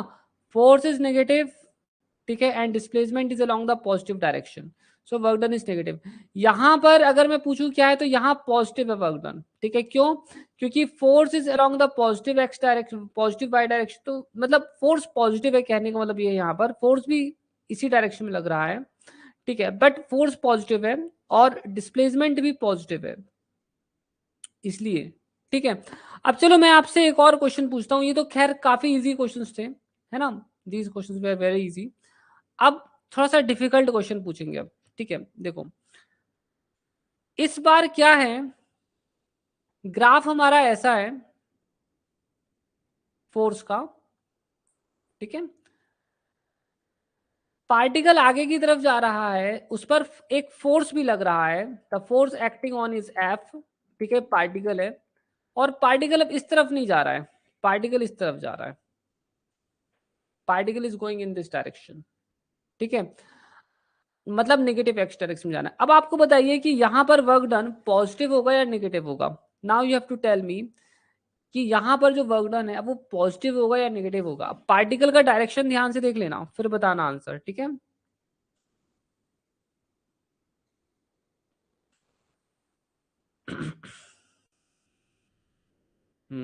बहुत सही आंसर, वेरी गुड। यहाँ पर वर्क डन पॉजिटिव हो जाएगा, क्यों? क्योंकि फोर्स यहाँ पर नेगेटिव है, हमारा डिस्प्लेसमेंट भी नेगेटिव हो जाएगा, जिसके कारण वर्क डन पॉजिटिव हो जाएगा, और यहाँ पर वर्क डन हमारा नेगेटिव हो जाएगा।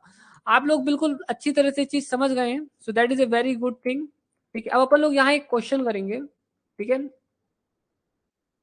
तो एक क्वेश्चन अब अपन इसी टॉपिक पर करने वाले हैं, ग्राफ से रिलेटेड क्वेश्चन करेंगे।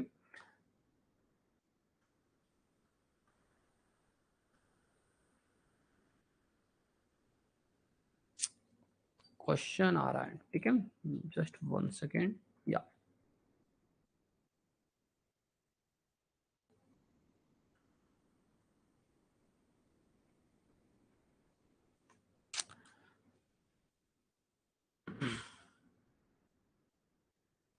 देखिए, मैं थोड़ा सा एडिट कर दूं, ठीक है, फाइन। देखिए, a force F acting on a particle varies with the position x as shown in the figure, ठीक है। okay, find the work done by this force in displacing the particle from x equals to -2 to x equals to 0। तो particle को यहां से यहां तक displace करने में कितना वर्क लगेगा? Option A, option B, option C and option D. ठीक है, बहुत ही सिंपल क्वेश्चन है, मल्टीपल मेथड से कर सकते हो, बट मैं सबसे इजी मेथड से आपको करके बता दूंगा, ठीक है। वैसे तो आप मल्टीपल मेथड से कर सकते हो,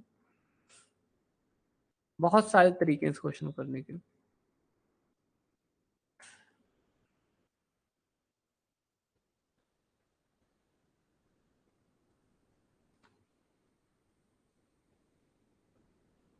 ठीक है, चेक नाउ।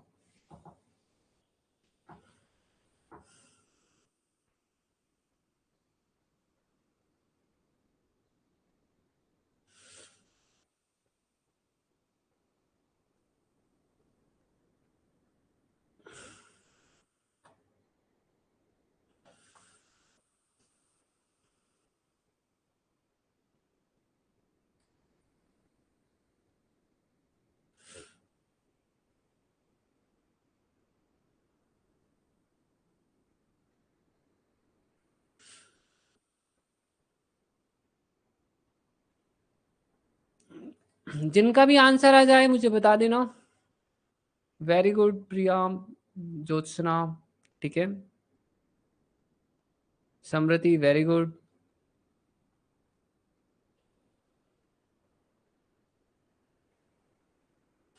चलिए, अब मेरी बारी आ गई आंसर बताने की, ठीक है। तो बच्चों इसका आंसर है -10, समृति सही बोल रही है, ठीक है। D is not the right answer. चलो मैं एक्सप्लेन करता हूँ बच्चों कैसे करना है इस क्वेश्चन को, ठीक है। बड़ा ही इजी क्वेश्चन है, आप इसे बहुत सारी मेथड से इस क्वेश्चन को कर सकते हो। You can do this question by lots of different methods, ठीक है। इसका स्क्रीनशॉट ले लेते हैं, ठीक है, नेक्स्ट पेज में सॉल्व करेंगे।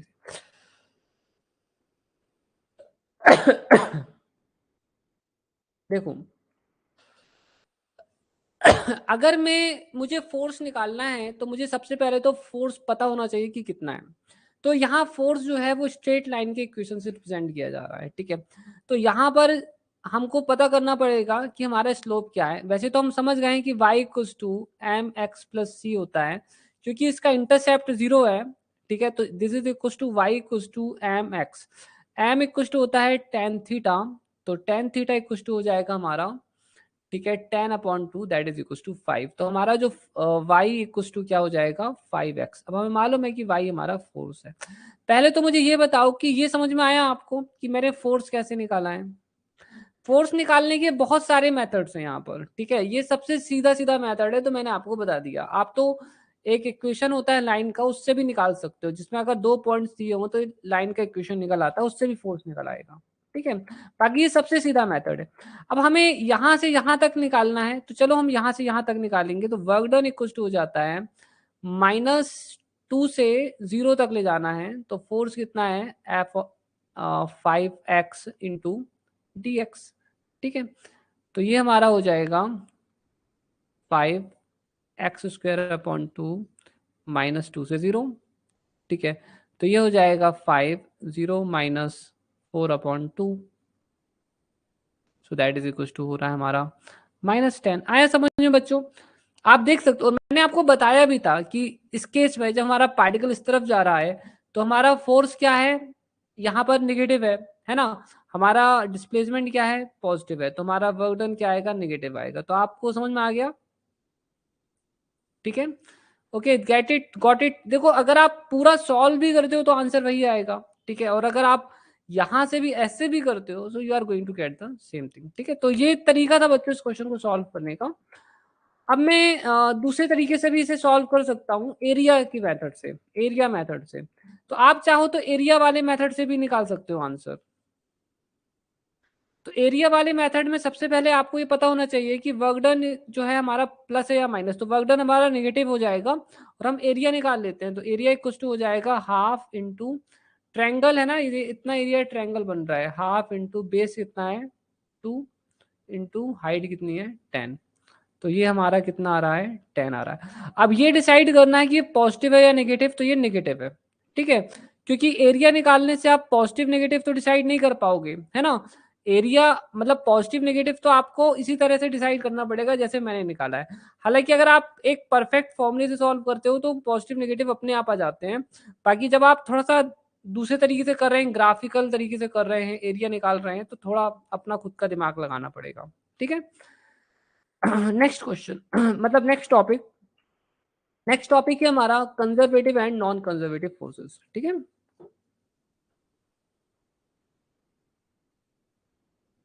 Conservative and non conservative forces.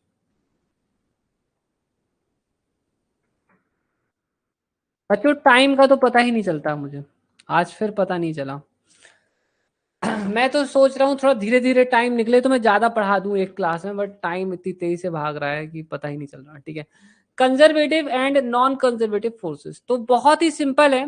Conservative और नॉन कंजर्वेटिव फोर्सेस का सिस्टम देखिए, अगर आप एक पॉइंट से दूसरे पॉइंट पर जाते हैं, मतलब आप छोड़ो, ठीक है, कोई पार्टिकल की बात करते हैं। अगर कोई पार्टिकल एक पॉइंट से दूसरे पॉइंट तक कैसे जाएगा, जब उस पर कोई फोर्स लगेगा, राइट, जब उस पर कोई फोर्स लगेगा तब वो एक पॉइंट से दूसरे पॉइंट तक जा सकता है। तो वो कई पाथ से जा सकता है, जैसे पाथ ए से जा सकता है, पाथ बी से जा सकता है। अब यहां पर आता है एक इंपॉर्टेंट वे। ठीक है, तो अलग अलग पाथ से जाने पर अलग अलग वर्क लगना चाहिए।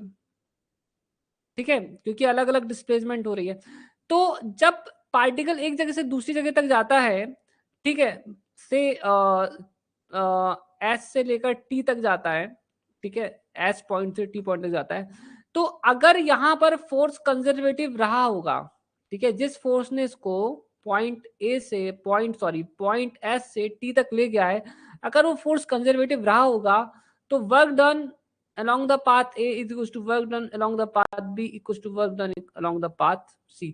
मतलब ये पाथ इंडिपेंडेंट होता है, ये सिर्फ इनिशियल और फाइनल कोऑर्डिनेट्स पे ही डिपेंड करते हैं, क्योंकि इन सभी के इनिशियल और फाइनल कोऑर्डिनेट्स सेम है, इसलिए work done along all these paths are same. ये सिर्फ तभी हो सकता है जब फोर्स हमारा कंजर्वेटिव हो, और जब हमारा फोर्स कंजर्वेटिव होता है तभी आप लोग ऐसा लिख सकते हो, तभी आप उसे ग्रेडियंट ऑफ पोटेंशियल एनर्जी से डिराइव कर सकते हो। ठीक है, और इसी को हम ऐसे भी लिखते हैं, आप पोटेंशियल एनर्जी सिर्फ ऐसे तभी निकाल सकते हो जब आपका फोर्स कंजर्वेटिव हो। ध्यान से सुन लीजिए, ये गलतियां कर देते हैं बच्चे कई बार। आप इस तरह से जो है, मैं अभी वन डायमेंशन के लिए लिख लेता हूं so it will be quite simple. आप इस तरह से पोटेंशियल एनर्जी तभी निकाल सकते हैं जब आपका फोर्स कंजर्वेटिव हो। अगर आपका फोर्स कंजर्वेटिव होता है तो work done in the closed path is always zero. ठीक है, work done in the closed path is always zero. अच्छा, अगर क्योंकि फोर्स को हम ऐसे लिख सकते हैं इसलिए इसका जो कर्ल है, ठीक है, वो भी जीरो होगा। अगर फोर्स कंजर्वेटिव है तो उसका कर्ल भी जीरो होगा। खैर हम इस मेथड से भी शो कर सकते हैं कि कर्ल जीरो होगा, क्योंकि अगर आप इसमें स्टोक्स थ्योरम अप्लाई कर दें तो भी हम प्रूव कर सकते हैं। ठीक है, बाकी मतलब मेरे कहने का मतलब है कि मेथड्स तो बहुत सारी एग्जिस्ट करती हैं, बट आपको ये रिजल्ट्स याद रखने पड़ेंगे। अगर आपका फोर्स कंजर्वेटिव है तो फोर्स ऐसे लिख जाएगा, पोटेंशियल एनर्जी ऐसे निकल जाएगी, फोर्स इस कंडीशन को सेटिस्फाई करेगा, कर्व इसका जो है वो 0 होगा। इन चीजों को नोट कर लीजिए बच्चों, फिर अपन क्वेश्चन सॉल्व करते हैं, ठीक है, then we will solve the question. ठीक है, इसे नोट कर लीजिए।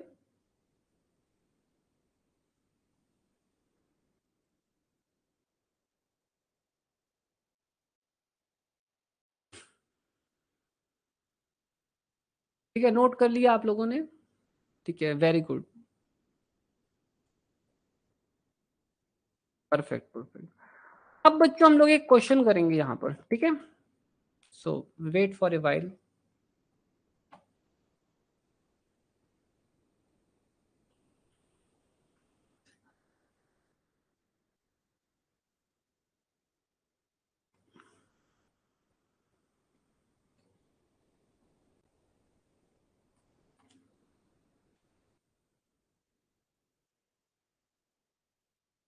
इस क्वेश्चन को करिए स्टूडेंट्स।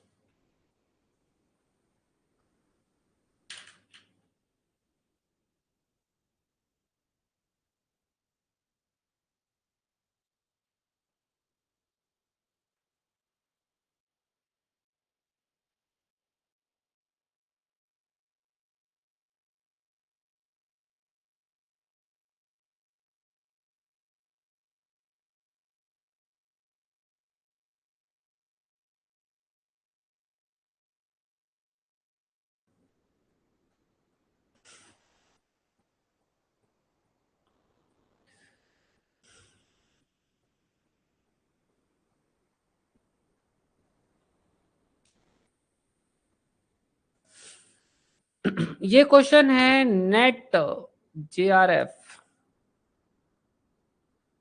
2015, जून या दिसंबर, जून।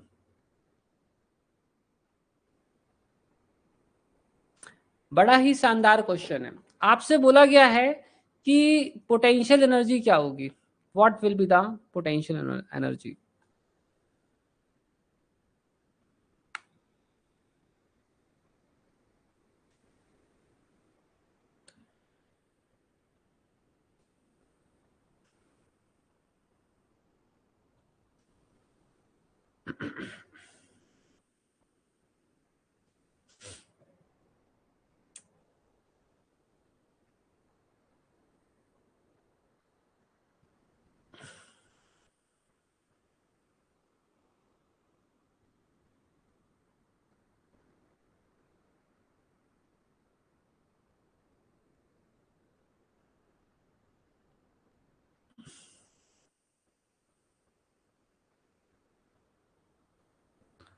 Students let me just tell you, इसका राइट आंसर है option A, this is the right answer. अब ये आंसर कैसे आएगा ये मैं अब आपको बता देता हूँ, ठीक है। इन्होंने बोला है कि क्या है, तो देखो एक्चुअली में आप क्या कर सकते हो मैं आपको बता देता हूँ, ठीक है।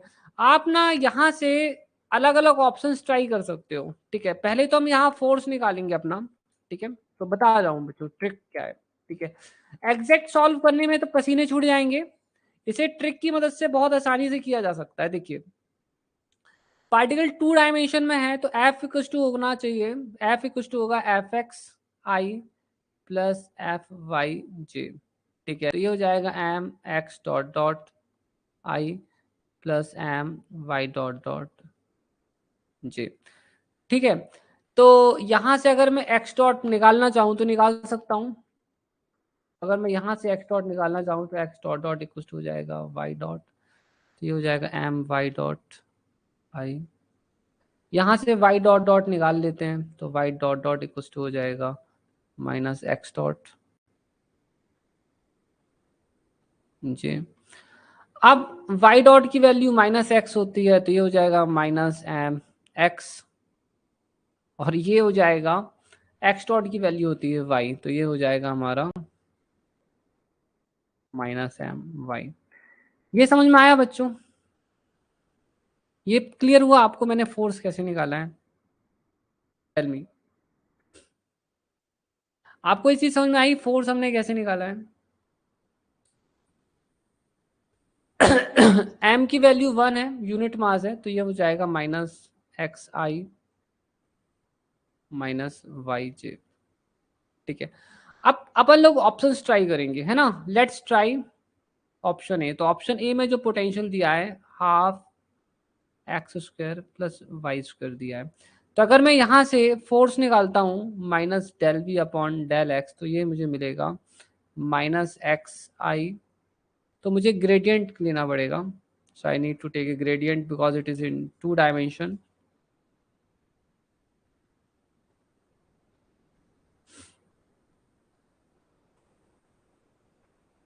माइनस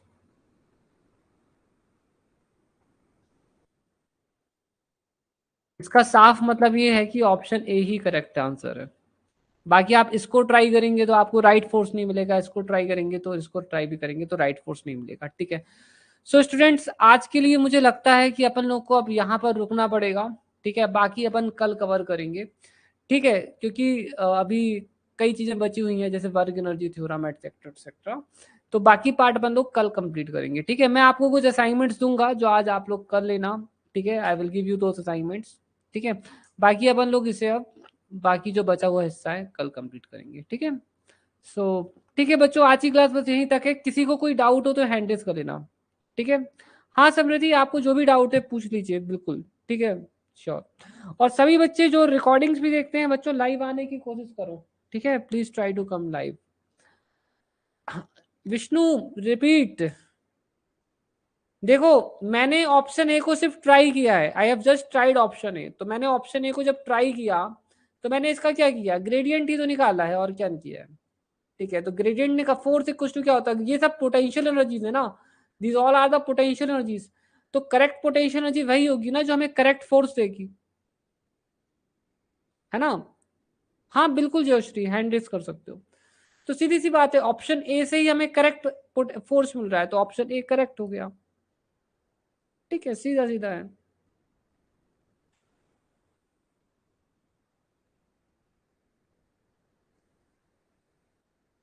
अच्छा अच्छा विष्णु, ओके। हाँ जयश्री बताइए। हेलो हाँ हाँ बोलिए बोलिए जयश्री। सर, एक बार वो इलेक्ट्रिक फील्ड वाला क्वेश्चन पर ले जाइए। हाँ ठीक है, श्योर।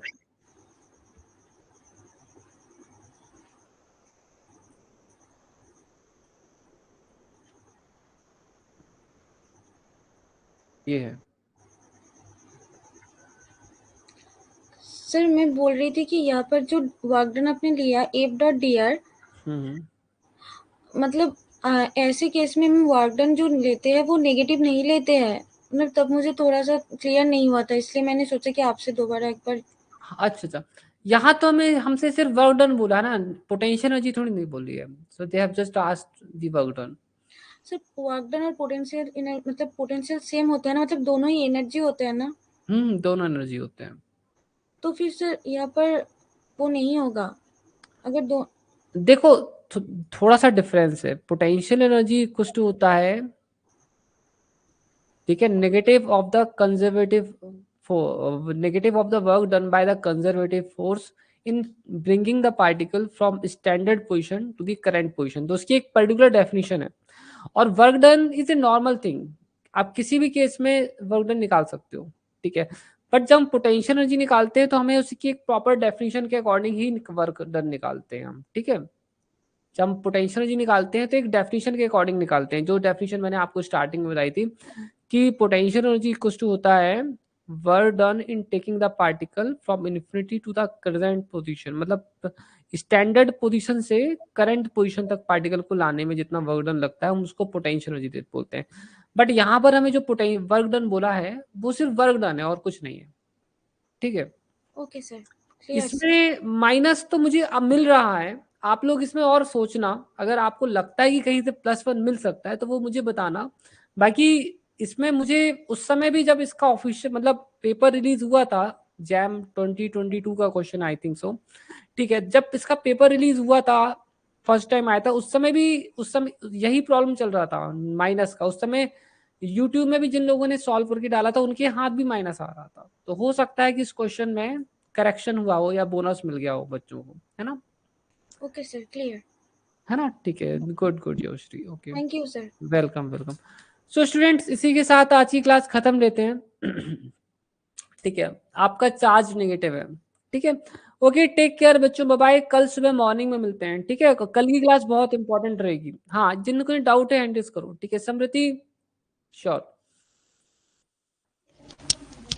हेलो। हाँ समृति बताइए।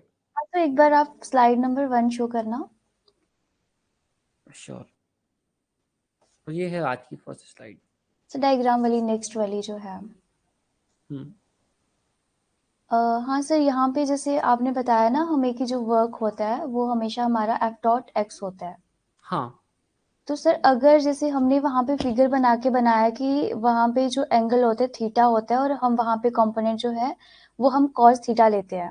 हाँ राइट, तो करेक्ट। सर अगर यही हम जो है फोर्स हमारी अपोजिट डायरेक्शन में लग रही हो और एंगल जो है हमारा वाई मतलब आई मीन एंगल जो है वो अपोजिट होगा। फॉर एग्जाम्पल अगर अभी मैं एक्सप्लेन नहीं कर पा रही कि चलिए मतलब मैं डाउट समझ है गया, क्या। आपका कहना ये है, मान लो हमने फोर्स ये लगाया, हाँ फ्रिक्शन पीछे की तरफ लग रहा है। ठीक है, डिस्प्लेसमेंट जो हुआ वो आगे की तरफ हुआ। ठीक है, तो दिस इज द डिस्प्लेसमेंट। ठीक है, तो अगर आप वर्क डन बाय फ्रिक्शन निकालोगे तो वर्क डन बाय फ्रिक्शन क्या होगा, एफ एक्स कॉस 180 डिग्री हो जाएगा। जबकि work done by force F निकालोगे तो वो होगा एफ एक्स कॉस 0। यानी कि यहाँ पे जो भी कंपोनेंट आएगा वो हमारा हमेशा कॉस ही आएगा। हाँ बिल्कुल, साइन तो कभी नहीं आ सकता, क्योंकि देखो दरअसल मैं आपको क्या बता रहा था, जैसे ये वाला डायग्राम था। ठीक है, हाँ सर, यही तो डायग्राम इसमें है। क्या था, जैसे हमने फोर्स इस डायरेक्शन में लगाया, बट हमारा वर्क डन क्या होता है, work done is always equal to product of the force in the direction of the displacement into displacement. ठीक है, इनटू डिस्प्लेसमेंट। तो अगर आपका फोर्स इस डायरेक्शन में लग रहा है, ठीक है, तो आपको फोर्स का जो कंपोनेंट एक्स डायरेक्शन में है वही लेना पड़ेगा। ठीक है, मान लीजिए कि ऐसा हो जाता है कि फोर्स ऊपर की तरफ लग रहा है ना, और जी डिस्प्लेसमेंट सर। ऐसे हो रहा है, तो अब क्या होगा, फोर्स का तो कोई भी कंपोनेंट इस डायरेक्शन में जाएगा ही नहीं। मतलब फोर्स का जो कंपोनेंट है, अगर आप देखोगे cos 90, तो ये तो 0 हो जाएगा। तो इस केस में ये फोर्स कोई भी वर्क नहीं करेगा। ओके ठीक है, sir. No work will be done. ऐसा दरअसल होता है ऐसा, मतलब जैसे मैंने आपको सेंट्रीपिटल फोर्स वाला एग्जांपल बताया था, जिसमें कि फोर्स अंदर की तरफ लगता है और डिस्प्लेसमेंट हमेशा उसके परपेंडिकुलर होता है ना। तो उसमें सेंट्रीपिटल फोर्स जो होता है वो कोई वर्क नहीं करता है पार्टिकल पर। ठीक है सर, मतलब यहाँ पे कभी भी जो फोर्स है हमारे पास वो नेगेटिव हो सकता है, वर्क डन नेगेटिव हो सकता है, लेकिन कंपोनेंट साइन कभी नहीं हाँ, आएगा। इसमें एक और एग्जांपल मैं बताता हूँ, जैसे कूली वाला एक एग्जांपल है। कूली अपने सिर पर वजन लेकर चलता है ना, तो जी सर। कूली इस पर जो वर्क फोर्स लगाता है वो होता है नॉर्मल रिएक्शन। ठीक है, और जी सर। डिस्प्लेसमेंट क्या होता है, इस तरफ होता है, तो जो वर्क नॉर्मल रिएक्शन करता है वो 0 होता है। इस केस में जो वर्क ग्रेविटी करती है वो भी 0 होता है। ठीक है, I hope you got it. ठीक है, जी सर। ठीक है, तो ओके। नॉर्मल रिएक्शन के द्वारा किया गया वर्क 0 है, इसके द्वारा किया गया वर्क जो है वो 0 है। हाँ, बट जो कूली जो वर्क कर रहा है, ठीक है, वो तो उसको एक पर्टिकुलर डायरेक्शन में ले जा रहा है, तो उस केस में वो जितना अप्लाइड फोर्स उस पर अप्लाई कर रहा है उसको आगे ले जाने के लिए, ठीक है, सो इन दैट केस अगर वो उसको आगे ले जाने के लिए वर्क कर रहा, फोर्स अप्लाई कर रहा है, तो डेफिनेटली उस केस में वर्क हो जाएगा। ठीक है, in that case work will happen. ठीक है सर, मुझे यही कंफ्यूजन हो रहा था। हाँ हाँ, ओके, इट्स ओके। सर एक डाउट है, लेकिन वो क्वांटम की क्लास में पूछूंगी कल। ओके ओके, वैसे क्वांटम का क्वेश्चन है क्या वो? हाँ सर, वो थोड़ा ट्रंकेटेड को लेकर है, तो वो हाँ हाँ कल श्योर, सुबह क्लास में पूछ कोई लूंगी। प्रॉब्लम नहीं है। Okay, thank you sir. Welcome welcome Samriddhi, okay bye bye. Hmm, Vishnu, अगर आपको और कोई डाउट हो तो प्लीज हैंड रेज कर लीजिए। If you have any further doubt please raise hand.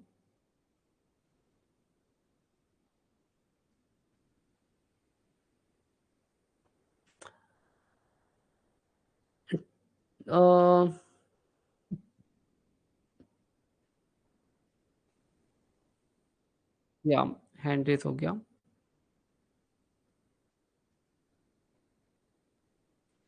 Okay समृद्धि, हाँ विष्णु हेलो बताइए।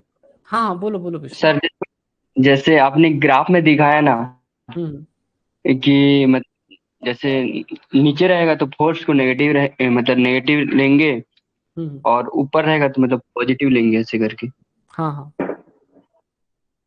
तो मतलब हर केसेस में वो मतलब होगा कि कैसे? देखो अगर पार्टिकल इस तरफ जा रहा है, ठीक है, तो ये जो वर्क यस सर। डन होगा वो पॉजिटिव हम्म। होगा, ये जो वर्क डन है नेगेटिव होगा। अगर पार्टिकल पॉजिटिव डायरेक्शन में जा रहा है तो ये वर्क डन जो होगा, ये वाला वर्क डन आपका नेगेटिव होगा, ठीक है, ये वाला पॉजिटिव होगा। बट वहीं पर अगर आपका पार्टिकल पीछे की तरफ जा रहा है तो ये वर्क डन पॉजिटिव हो जाएगा और ये वर्क डन नेगेटिव हो जाएगा। Yes sir. मतलब हाँ, समझ में आ गया सर अभी। आ गया ना, ठीक है, गुड। और इसमें अगर केस में ऐसा भी ड्रॉ कर दूं, सपोज दैट, तो हम्म। ये वर्क डन प्लस होगा, ये वर्क डन नेगेटिव होगा, अगर पार्टिकल इस तरफ जा रहा है तो। ठीक है। मतलब फोर्स ना नीचे वाला जो ग्राफ है तो हम्म। उसमें निगेटिव ही रहेगा, नीचे वाला ग्राफ में फोर्स। देखो हाँ, उसमें यहाँ पर निगेटिव। जो इतने यहाँ जो फोर्स है वो नेगेटिव है, क्योंकि हाँ यहाँ जीरो है, ये नेगेटिव है, और यहाँ पर फोर्स जो है वो पॉजिटिव है, ठीक है। हाँ। और सेकंड ना मतलब पार्टिकल के डायरेक्शन देखने हैं। हाँ, पार्टिकल की डायरेक्शन से डिस्प्लेसमेंट का डायरेक्शन पता चलता है, क्योंकि जो फोर्स हाँ। होता है that is proportional to the x into, sorry, work is proportional to force into F x. Displacement, है ना। तो इन हम्म। दोनों का जो साइन होता है वो मैटर करता है। हम्म। Yes sir. आगे सर समझ में। आ गया ना, ठीक है, गुड। ज्योश्री, आपको और कोई डाउट है तो प्लीज हैंड रेस कर लीजिएगा, ठीक है।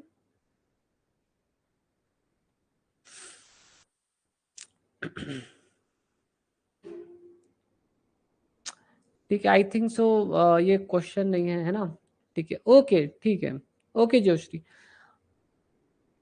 ठीक है, okay Smriti, Jyoshri, everyone, bye bye, take care, ठीक है बच्चों, बाय, कल मिलते हैं मॉर्निंग में, ठीक है, टाइम पर सभी लोग आ जाना, बाय।